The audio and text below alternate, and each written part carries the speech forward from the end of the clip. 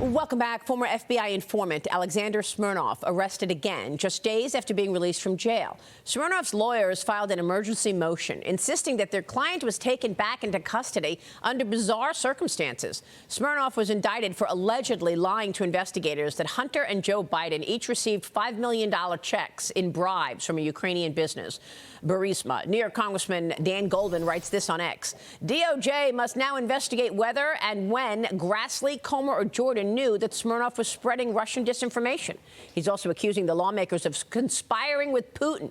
GOP oversight responded, slamming Goldman for peddling Russia hoax 2.0.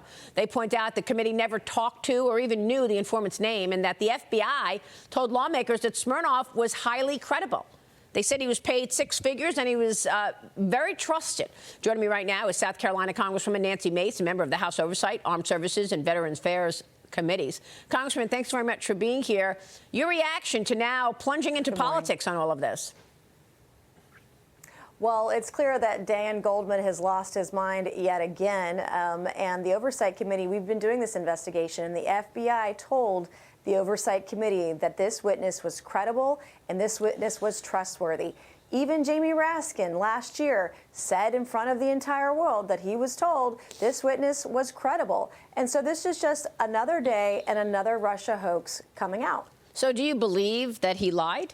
Or do you believe that Joe Biden and Hunter Biden accepted $5 million each from Burisma? I don't believe anything Joe Biden or Hunter Biden or James Biden says in this debacle. I do believe that we need to have Smirnov in to testify before the Oversight Committee. We should be asking some of these questions and find out for ourselves what's really going on. And quite frankly, I don't trust the DOJ or the FBI. There was millions of dollars that was exchanged from Russia, Russian oligarchs to the Biden family. Who's investigating that? Where's the FBI and the DOJ on investigating the $3.5 million that the Bidens got via Rosemont Seneca, for example, and right into their bank accounts? There are a lot of questions, and I would like to see Smirnov come before the Oversight Committee, quite frankly. Well, can you tell us what you learned from James Biden appearing for a closed-door interview on Capitol Hill early this week? I mean, GOP lawmakers charged that James Biden's testimony included inconsistencies about money that he received from China and that it contradicts testimony from other witnesses. James Biden also said that there was no documentation of the loan checks that he sent Joe Biden. New York Post columnist Miranda Devine is reporting that he also told investigators, quote, Hunter got 2 diamonds to entice him to work with Chinese company CEFC. One diamond he received was when his father was vice president, and the other one was in February 2017 after the term ended. James Biden said that Hunter gave the first diamond to him, and James Biden threw it away. So he said that he threw the diamond away, Congresswoman. Can you tell us more? Right. Yeah. Well, it was behind closed doors. But what I will say is that I believe James Biden committed perjury on the stand. Everything about the Biden brand is nothing but perjury and lies. These guys cannot tell the American people or investigators or those behind closed doors in these depositions, they cannot tell the truth. And Joe Biden, we know, has lied throughout this thing. And all of this has a paper trail. And when you have a loan, you have to have loan documentation. We know that millions of dollars was exchanged for the Biden brand, the Joe Biden brand. We know that they sold access to Joe Biden as vice president in the years thereafter. I mean, all of this is provable. It's demonstrably false. And we've got to show that he committed perjury. I believe he did. Well, look, I don't know why he would throw out a diamond, right?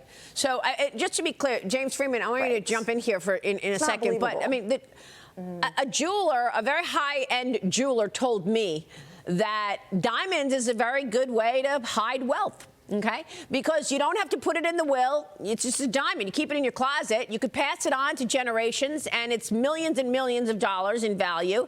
And so I'm wondering how it's possible that James Biden receives the diamond from Hunter and he throws it away. I don't know, James, what you feel about this. Well, Congresswoman, maybe you would know sort of standard protocol, but my guess is at any White House, and I believe this is allegedly at the time that Joe Biden was vice president, if some incredibly expensive gift is given by a foreign actor that for whatever reason it's deemed inappropriate to accept, it's returned, I would guess, as opposed to thrown away, kept by someone at the White House. Throw it in the trash. I mean, it does seem I mean, you've been talking about the credibility problems, but I'm wondering if you think this one in particular is going to be hard to explain.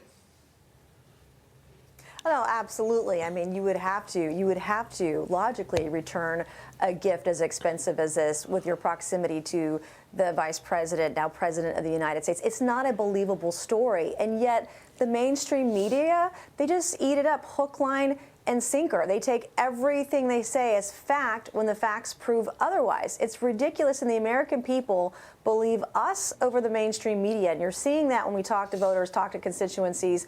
They believe the Oversight Committee. They believe our investigation. And we have to continue down the line.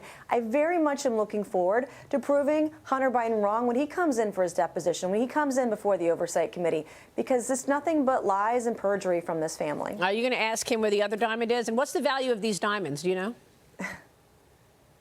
I don't know. It's got to be millions of dollars from media reports that I have read. I would like to know why he gave the middle finger to America by bringing a camera crew to when he defied a congressional subpoena months ago. I would like to know where all the money is, where all the shell companies and bank accounts, what bank accounts were used overseas, and why he took money, took dollars, cash, and diamonds from communist China, from Russia, from Romania, et cetera. What is the excuse for this? Where was the business? What kind of business were they actually doing? And where is the documentation for that business? Because nobody seems to have any answers at all when your last name is Biden.